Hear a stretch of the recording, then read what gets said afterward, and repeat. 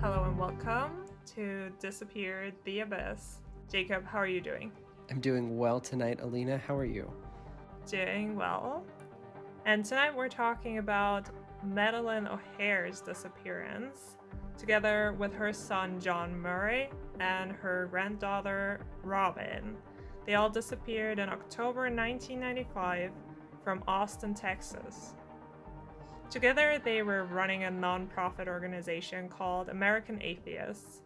In late August, John left a note stating that they have been called out of town on an emergency. The note didn't state where they were going, what they were planned to do, or when exactly they'd be back. It only stated that they'd be gone for about 2 weeks. The three of them disappeared at a particularly odd time because they were in the middle of organizing to protest Pope John Paul's planned speech in New York City. Former member of American Atheists Alan Johnson recalls that she felt like something was strange, but she had no idea what to do about it. Instead of just being gone for 2 weeks, the 2 weeks came and passed, and they were still gone after 4 weeks. Staff members repeatedly called the O'Hares, and they were able to reach John on his cell phone. The O'Hares never, however, disclosed their location or what they were doing. The O'Hares were reassuring that everything was okay, according to Ellen. Starting on September 29th, calls to John's phone started to go unanswered. And 1 week later, they failed to show up at the protest in New York, and this is when members of the American Atheists begin to fear for the worst. So staff members were able to reach them for a while, and this may be an indicator that they wanted to disappear because if someone made them disappear, I mean, how are they still able to reach them, I guess? Yeah, that was my thought too. I mean, I can't think of many episodes that we've talked about where someone goes missing, but they're still kind of in contact with them, for, at least for, a little while. Granted that contact didn't seem to, reveal very much information or really answer too many of the questions about why they were actually gone. Yeah, it's definitely unusual if you would assume someone else was involved, then, they're still able to reach them, but they're not even. Yeah, why would they still be able to reach them? Why wouldn't they try to signal that they need help? I mean, yeah, definitely unusual if you looked at it from that perspective. So maybe an indicator that they did choose to go missing. Madalyn had many enemies due to her work as an atheist activist, and it all kind of started before 1964, but in 1964, Life magazine dubbed her the most hated woman in America. She had begun to fight for atheist rights the year before in Baltimore, Maryland. The reason was that her son was required to read prayers in public school, and she just thought that that was unconstitutional, and she did end up being successful, and the Supreme Court ruled that it was a violation of the Constitution to require reading the Bible as a religious exercise in public schools. This put her in the spotlight. For many at the time, being atheist was associated with being communist or with communism, and it just had a bad stigma. And so she was really in the spotlight, and just a year later, like you said, she was, in Life magazine. A lot of people knew her, and a lot of people hated her. And so immediately when this comes up in the episode, you just think, obviously she must have a list of enemies that is endless, and so many people that could want to harm her, or I mean, there are crazy people out there who could just target her or her family for a reason like that. So her going missing and knowing that there's just an endless list of possible suspects is kind of maybe points towards someone could have done something to them, because there isn't sometimes they ask the relatives well, what could have happened, did they have any enemies, does someone want to harm them? And they're like, no, no one. They're saying no one in the picture, but here I feel like, yeah, like what, half the country? That's exactly what I was thinking about too, because yeah, like we hear so often, like, would anyone want to hurt this person, or like,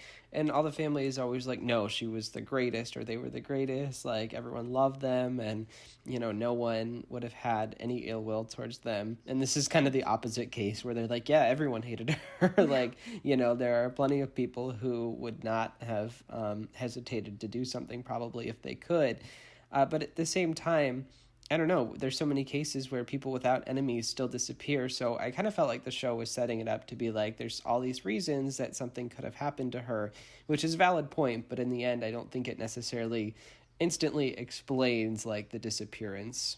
No, I agree. And in the month after their disappearance, speculation runs wild.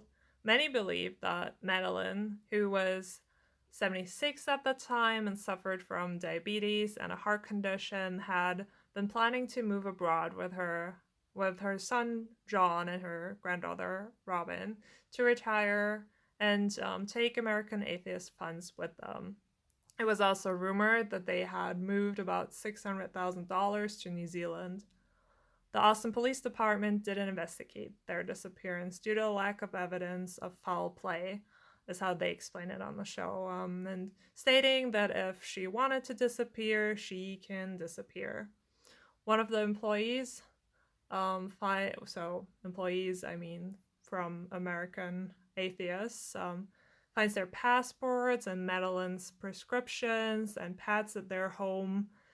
Usually, as former members or members, remember they took their dogs everywhere with them, everywhere they went, and they loved their dogs.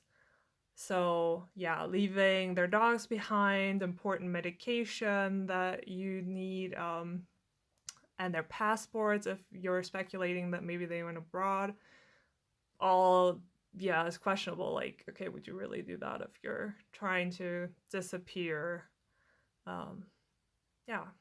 Do you have any thoughts? Yeah, it's always about the dog. That's true. I feel like when they leave the dog, it's a bad sign, I guess, unless you're one of the other cases we've covered where they did leave the dog, and it has happened before. It has happened before, but yes, generally, I think when you look at the whole situation, leaving behind some of these necessary items that you would need in animals, it's certainly not looking good. And why won't police look for them at this point? Because I don't know if they even looked at the house or if they knew what the former employees knew, because I think if you know that and you're just like, well, but I'm sure they plan to disappear, is that really in the police handbook? Is that what you learn? Is that what it looks like?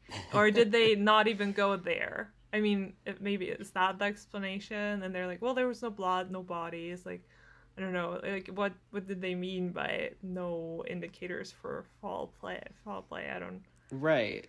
It depends, like, how hard did they look? What did they consider potential indicators of foul play? Okay, there wasn't, like, a bloody mess in the house, but does that mean that there was no crime? It seems like... Yeah, could they have been taken at gunpoint or, Exactly. So, for a while, it does look like the case has kind of been forgotten about. About a year after the disappearance, though, a reporter at the San Antonio Express-News, his name is John McCormick, he's assigned a story about the disappearance of the O'Hares.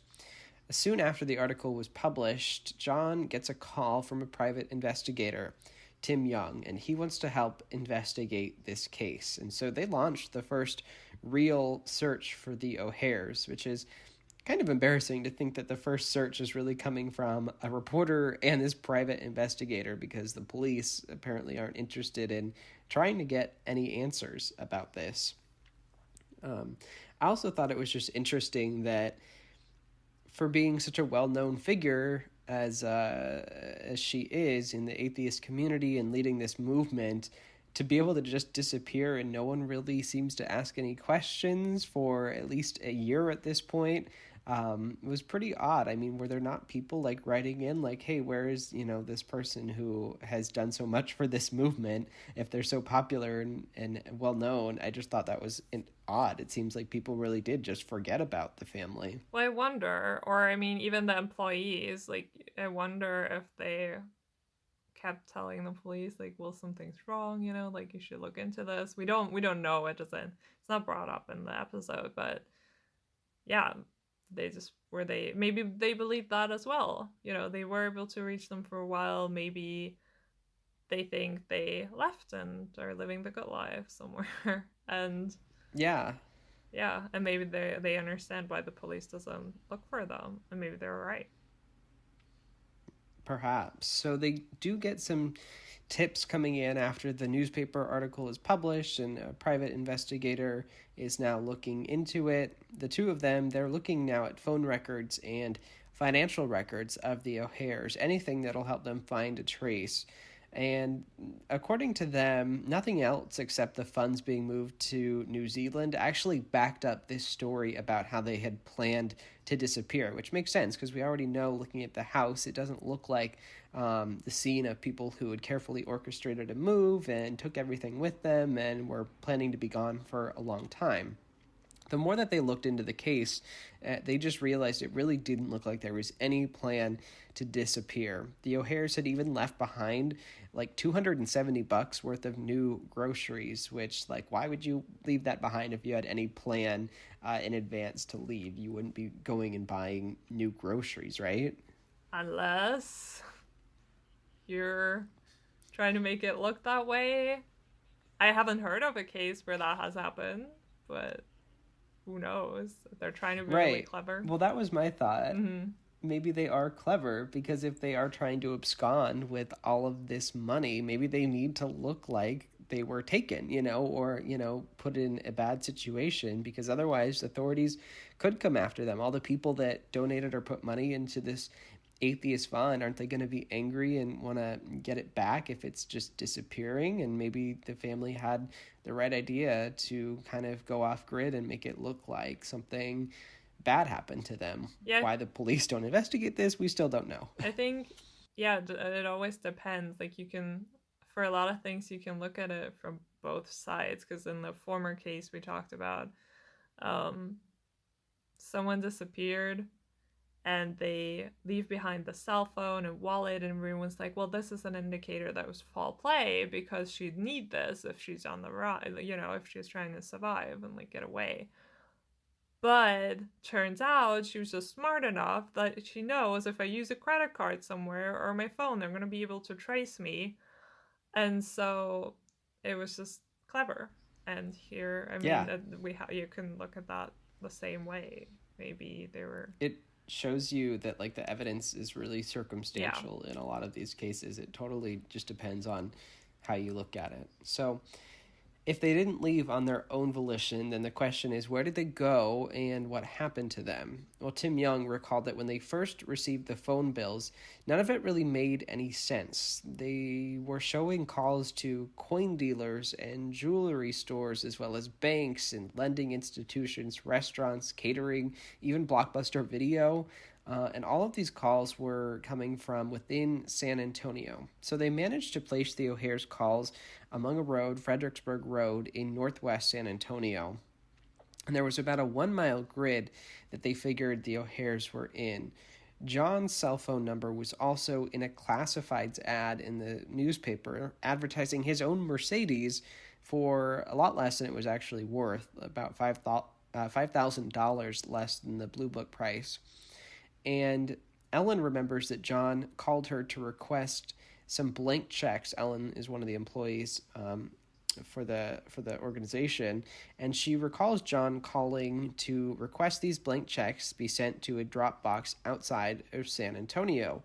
And that's a pretty weird call. You don't want to usually send blank checks somewhere. So at first she refused, but he's able to kind of talk her into it without really still giving many answers, and she ends up sending those checks over. So it's kind of a weird situation. You have these people more or less off the grid, but like still checking in with the organization and now requesting blank checks. What does that mean? It's just very odd behavior. And yeah, I mean, doesn't it look like they're trying to get more money?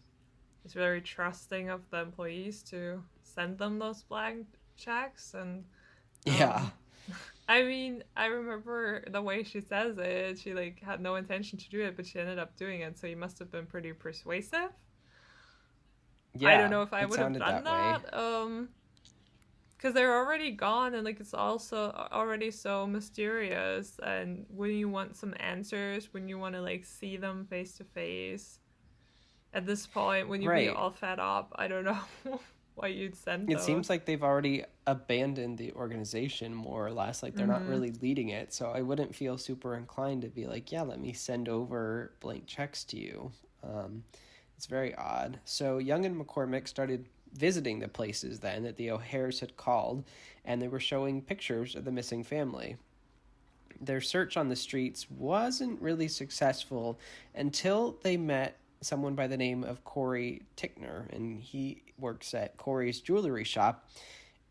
And when they ask about the family, he immediately refers them to his lawyer. And that's kind of a clue because they're thinking, okay, this guy knows something. And he later admits that John did come into his jewelry shop in September of 1995, arranging to buy more than $600,000 worth of coins, which is, remember, roughly about the amount that was rumored to have been sent to New Zealand from the Atheist Fund. Several eyewitnesses also claim that John looked very disheveled and said that he smelled and was just generally not well put together. And the day after he receives all of those coins from the shop, his cell phone also went dead. So this is really starting to look suspicious. We have the family that has disappeared but still in contact. They're making kind of random phone calls around town asking for blank checks and now buying up all these gold coins in the amount that kind of matches the funds from the atheists. What does this say about the state of John and maybe the rest of his family? It's almost difficult because right now I'm trying to look at it from like the two possible angles. Like, are they trying to run with this money, or are they being held and someone's trying to get money from them? And if I try to think that they run and yeah, want to take their money, I mean, maybe they were like, well, this is what we have isn't enough. So let's still talk to them and try to get, yeah, those blank checks. Let's get more. Also, probably better to have coins that aren't traceable. But then you think, well, why does he look so disheveled? Well, maybe wherever they're hiding out is like in the woods or whatever, where he can't shower, where he's, who knows how far they're trying to stay off the grid. So I could kind of see that, but it could also, yeah, the reason for him looking this way could also be that he's being held somewhere and isn't allowed to shower or take care of himself. I don't know. I mean, it's just, what do you make of it? I kind of feel like it lends itself to thinking that they're trying to run away or get away because like it doesn't sound like he's really like stressed or Yeah, under they don't say pressure or there's that. like no one there with him. Yeah, like it seems like It's he's and true. like the going to like Blockbuster and stuff. It kind of seems like they're just like hiding out right now, laying low and trying to get their hands on as much cash as they can. Maybe they're not quite ready to bolt or whatever their plan is, but are kind of trying to get plans together. Maybe that explains why they left the house so quickly, is they didn't really have a plan, but they said, okay, let's get that together later when we're a little more off the grid. Out of nowhere, McCormack and Young get the break they'd been waiting for. Sometime in June of 1998, McCormick received a phone call from an anonymous tipster who claimed to know what happened to the O'Hares and that someone else had disappeared with them. The caller, who turned out to be Bob Fry, claimed that his brother Danny was somehow involved in the O'Hare's disappearance and that Danny had been staying in Austin with a guy called David Waters, who used to work for the O'Hares. When they look into Waters, they find out that he still lives in Austin and speaks publicly about the O'Hares. He tried to control the story about what happened to them by claiming that they left to New Zealand. He began to work for American Atheist back in 1994 as a typesetter. The Madalyn quickly promoted him to office manager, where he had access to bank accounts. The O'Hares, however, overlooked his background. He has a criminal record, and that dated back to his childhood and even involved murder. When he was 17 years old, he beat another teenager to death with a fence post. So, informant Bobby Fry, I mean, it was like, well, who's he? Like, is he believable? What is his motive? You know, the story they say he tells them kind of made sense to me, but that doesn't, it could still be made up. And David Waters seems suspicious. I mean, just with a criminal background, that's for sure. But yeah, any thoughts? I mean, it definitely, there's elements of this that are like true. I mean, he's right about the criminal record and this murder before that apparently the O'Hares were not aware of or hadn't been able to find out before they hired them. So automatically, if I were, police or investigators, this is where I would want to start looking. Of course, we know that's not what's happening because it's the journalist and the private investigator that are uncovering so much of this information. And I think also just having those details of like he's kind of trying to control the story, he's talking about them a lot, and with his background and all, usually that's kind of a warning sign, and you want to look at that kind of person a little more if someone's just talking about it a lot. So a year before they disappeared, they had left town and Waters was in charge of the office. He used the opportunity to steal $54,000 from American Atheists. He only got probation for the crime, and Madalyn was enraged. In the Atheist newspaper, she ripped him apart. She talked about how he had tied up his mother and had beaten her with a broom, and about him being a murderer.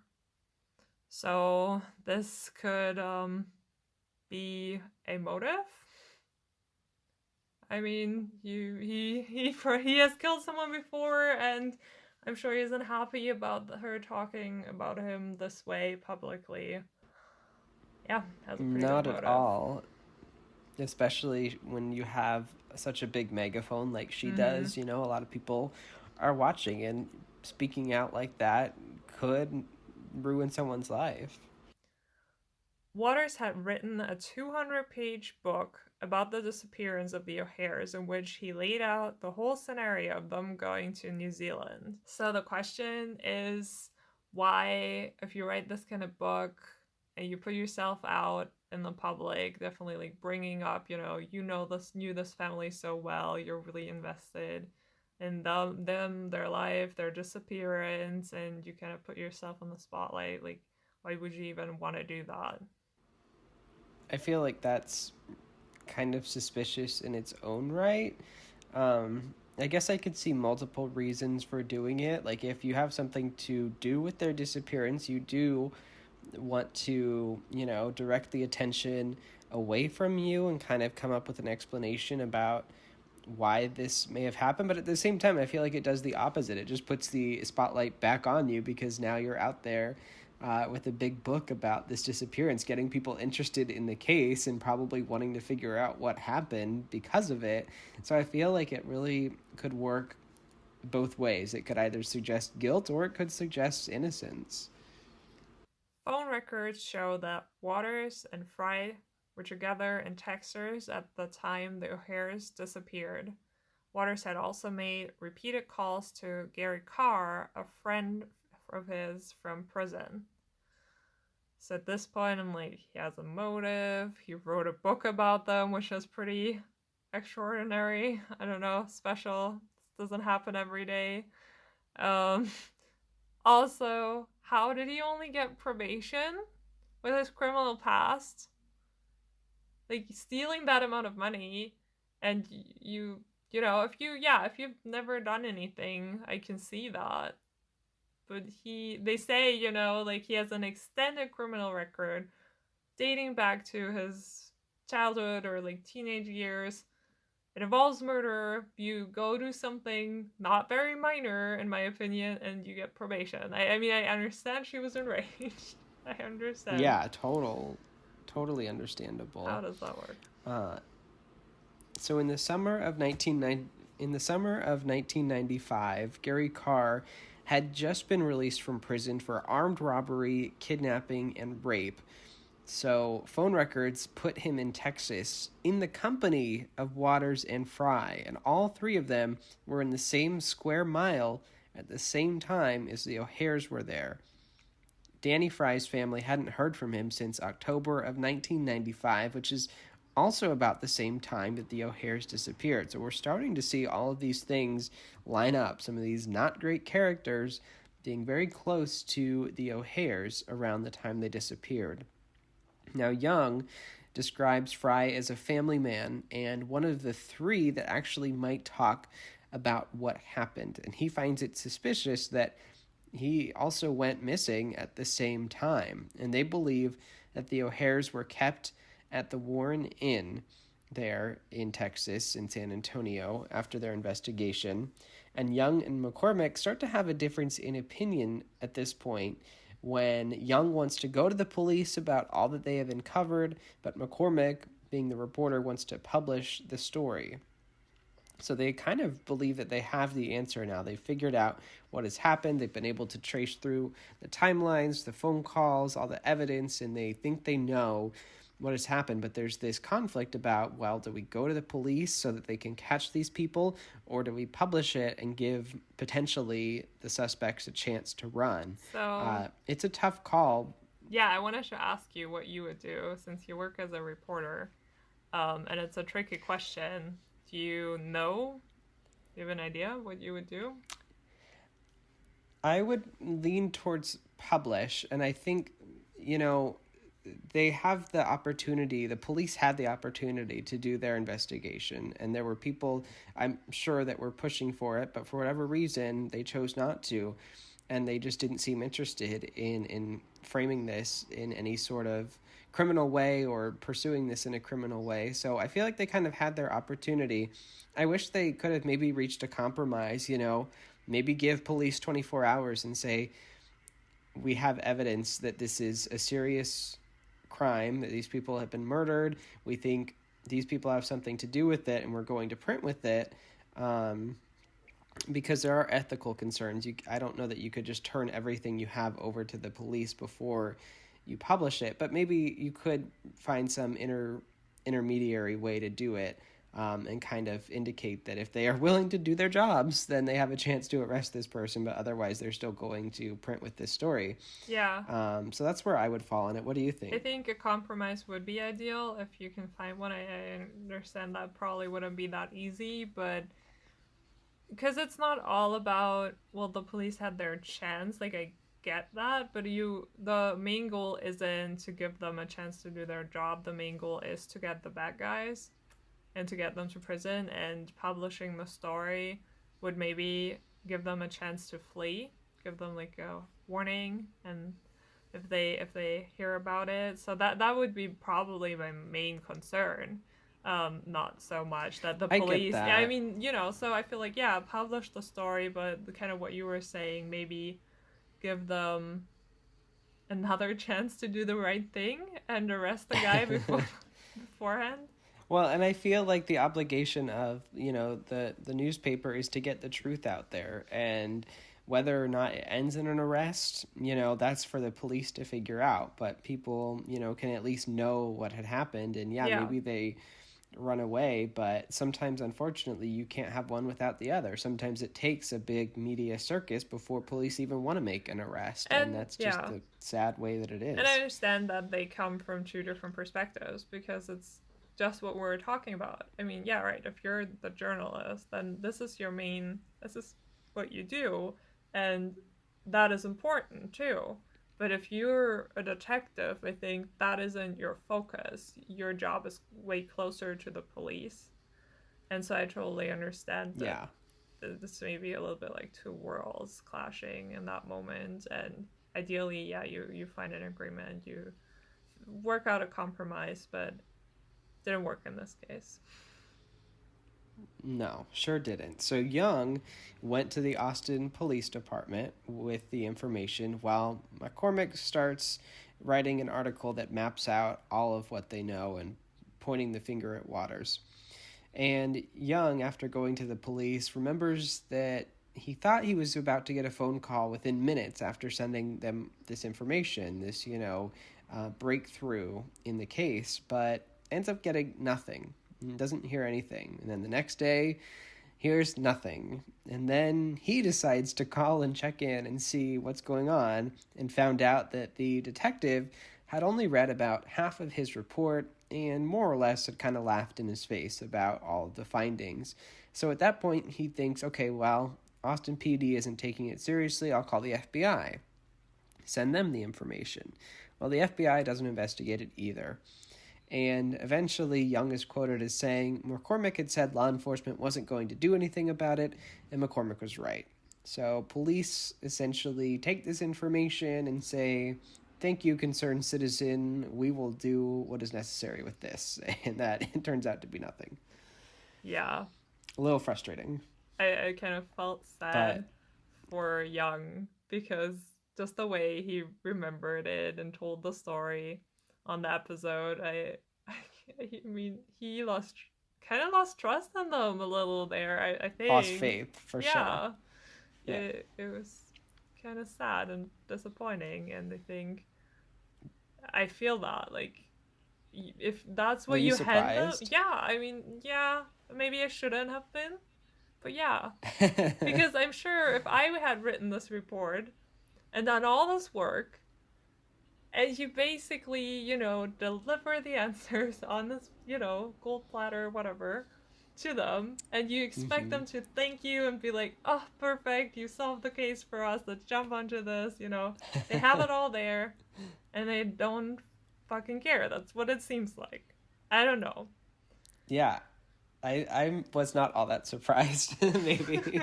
I don't know. I feel like there's just a certain kind of sounds like maybe there's a certain level of arrogance that it's like, no, it's not possible that this crack team of two, figured out this big elaborate plot, which, to give police some credit, let's look at where they were coming at this from. They think, oh, this is just a family that probably up and left.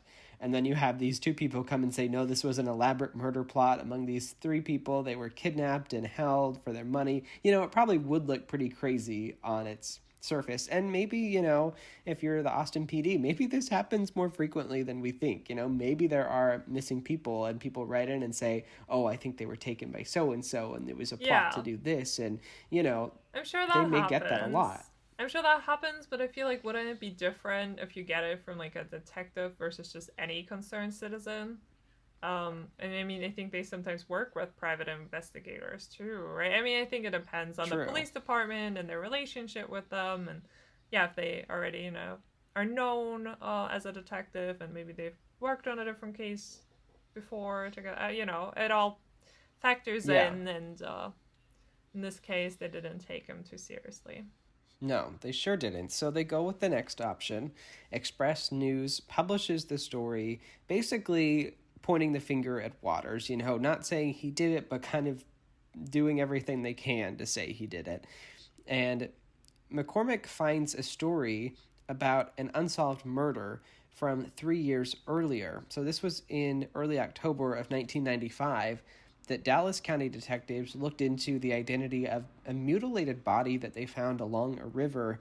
The body was missing its head and hands, and they couldn't identify it. McCormick called and told them that he believed who the body was, that he knew who the body was. Eventually, DNA proved that the body was indeed that of Danny Fry. So now the pieces are starting to come together a little bit.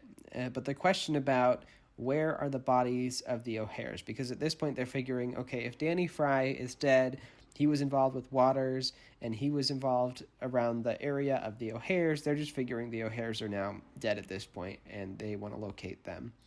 So once McCormick publishes a second article, putting it together, mentioning that the body was found of Danny Fry and the connection to the disappearance of the O'Hares, well, then an investigation gets started and people are going to be arrested.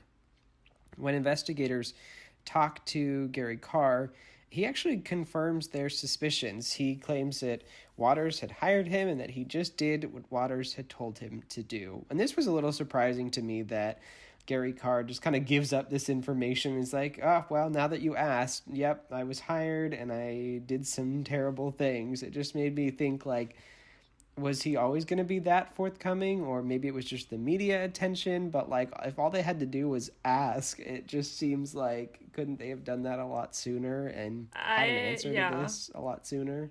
I wonder if they kind of showed him, like, hey, this is what we got. Like, we have a lot on you guys. And maybe he just wanted to save his own ass, because from the way I understood it from the episode, he didn't really incriminate. He incriminated himself to a degree, but he put it more on Waters. So maybe what he was trying to do is, like, here, I'm, like, cooperating with you, and I'm gonna bring you all the information you want, but I didn't kill anyone, like, it was him. That's kind of how I got, what I got from it. So, under that perspective, maybe it makes more sense that he'd talk, but who knows? Yeah, it seems like it definitely opened the floodgates, though, and kind of confirmed, okay, yep, we have something here. Yes. When they raid Waters' place, they found documents that belonged to the American Atheist Organization that he should never have been in possession of. This was not enough for a conviction, however. Waters was smart enough to cover his tracks, according to one of the investigators. Gary Carr's name was on everything, and Waters was on nothing.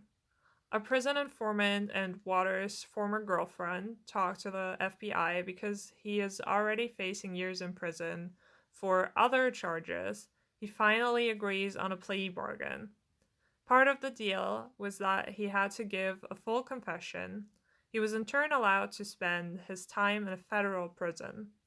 He claims that they kidnapped the O'Hares at gunpoint and drove them from Austin to San Antonio, confining them at the Warren Inn. So they were right. The Warren Inn. It's what they already thought. The journalists, McCormick and Young already thought that this is where they were being kept, and they were right about that. They empty their bank accounts and every other funds they have. The overseas transfer of the money ends up taking over a month, so far longer than expected. And during that month, an intimacy between kidnappers and victims evolves, and it's kind of bizarre. David dealt with John and gained his trust, so he tried to not deal with Madalyn directly, but deal with John instead, because it was probably easier to manipulate him. John was allowed to come and go as he wanted and went to a lot of places. As we know, I mean, we talked about it, the Blockbuster, like, picked up food at places, went to the coin dealer. Yeah. The big question remains, why didn't he go to the police, or I guess signal to someone that he needed help? I mean, I could kind of see the pressure being on, knowing, the kidnappers are at home with the rest of your family, your daughter, your mother. They're probably threatening to kill them as soon as you do anything wrong. But so I kind of get that. But at the same time, is that probably your only chance? And are you going to get desperate and have all these chances to signal something to someone? I mean, it's really hard to put yourself in his shoes, obviously. But it is interesting and unusual for someone who's kidnapped to be allowed to go out and about by yourself and have all these interactions. Right. It's almost like he's not kidnapped. Almost. Yeah. And I mean, even the phone calls to former or to the employees. Yeah.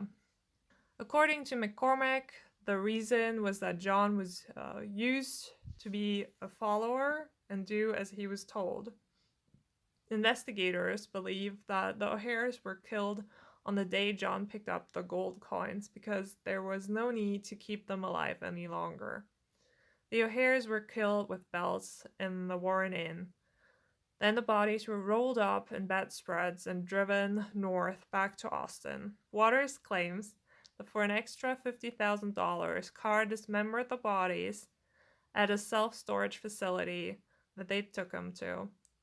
Waters told Carr and Fry to drive to Dallas to look for a good spot to get rid of the bodies. Because of his tendencies to drink and talk more than he should, he became too much of a liability to Waters. So we're talking about Danny Fry here. And in a wooded area outside Dallas, Waters executed Danny Fry, and Carr removed the head and hands.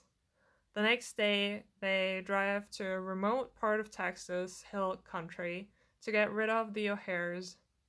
They dump them into a shallow grave and burn them. And this is also where they get rid of Danny Fry's head and hands. David Waters showed the authorities where they disposed of the bodies as part of the plea deal. Investigators describe him as having no remorse for killing them or torturing them, and claiming that he was a psychopath. So, what a crazy case, and almost sounds like this would have not been solved without this journalist and this private investigator. So, awesome job there. I don't think it would have. Yeah. Right. I mean, who would have really looked into it or pressed, some of the parties involved or the police or anything? It certainly seems like the police were not interested in investigating early on, and I don't know what it would have changed their mind. And it's a weird trust relationship that we're talking about here. I think it almost sounds like John really thought that they were gonna be let go, that they really just wanted the money, and if they just corroborated with them, it would all be fine. Which I don't know. I mean, the people, so obviously if they let you go, they're gonna, know that you can tell on them, so you'd be a big liability to just leave. I don't know, but exactly. I think he must have believed that, because otherwise, you at some point must ask for help because it's your only option. But I'm sure he thought there was another option, which was just to cooperate and be fine. So yeah, unfortunately just turned out to be wrong about it. Which is weird because, like, on one hand I'm like, okay, well, they were former kind of coworkers, maybe there was like a rapport there, but knowing what happened with the earlier theft and how his mom felt about David and all of their disagreements and the nastiness, like, I don't know, I feel like I would be thinking, okay, there's no way we're going to get out of this alive. He's trying to take everything we have, and then what's to stop him from doing something worse to us? Granted, at this point, do we know, do they know whether or not Waters has murdered, his criminal history? I guess they do. Yeah, because she talked about it in the reports. Well, not reports, in the news articles from the articles from the American Atheist. So she didn't just talk about his mother, what he had done to her, but she also talked about the murder. So they know. Right. So they should have this information and know what he's capable of and his demeanor. I feel like I would be ready to call for help, but obviously we aren't in that situation, and I can't know exactly how it would have been. But yeah, it just seems odd. It's difficult because you'd never really know. And I could kind of see trying to put myself in this situation, which is obviously impossible, but if I try anyway, I could kind of see going along with it for a while because, well, they need me until they got this in, like, gold coins, right? And maybe until we're there, a good situation will come about, and this is going to be our, our chance to run. And it just didn't happen. But on the day when I know I'm getting this, and even though they've promised me to let us all go, Like I said before, why would they do that? Makes no sense. Maybe that's the last chance. That's when I'm like, now I'm desperate. Like, they're gonna kill us anyways later if I don't do anything now. And even if that means, like, I'm the only one who's gonna make it and they just have a slim chance because by the time police gets there, maybe they've already taken care of them or gone or whatever. Like, if that's that's why I think, like, he must have been very convinced that they would let him go, because otherwise that would be But I your feel last like straw, you know? I think that they must have recognized that death was an option, because like otherwise what they were saying is we're just going to let him take all of our money and we'll have nothing. But the exchange, I guess, is that we're going to leave with our life. Yeah. But like, wouldn't you be so mad at this person that they took everything I know, from that's you? why it doesn't like, make are you willing sense. to... I understand that makes no Yeah. sense to make that assumption. Maybe Madalyn didn't think that. It sounds like John did. Yeah. And that's probably why they let him do Exactly. it all. Like, you know, I don't know. It's just the only thing that makes sense to me, because I feel like if he believed they would still kill him anyways, then he would have done something at least on that last day, or the last chance he had. We learn later on, however, that the coins were all stolen, which, yay, you know. Stolen right from Waters out of Yeah. the storage shed that he put them in. That was karma. So if that's not karma, I don't know what is. And eventually Waters, you know, goes to prison, but dies a few years after that. And I've just been wondering, because you hear him talk on that phone call where McCormick calls him soon before he published like the second article, and it's kind of where, you know, they talk about the body that was found and it all really starts to evolve, and they talk on the phone, and Waters denies everything basically, but he's such a smooth talker and sounds like a very good liar, almost believable. And knowing he has killed before and what he's capable of, I'm just like, okay, do we know if this guy hasn't killed like more people? Should we maybe look into other cases in areas where he's lived or people he has known? Has anyone done that? I don't know. It's just something that came to mind. I hope so, because yeah, I could definitely see more victims in the history of his life.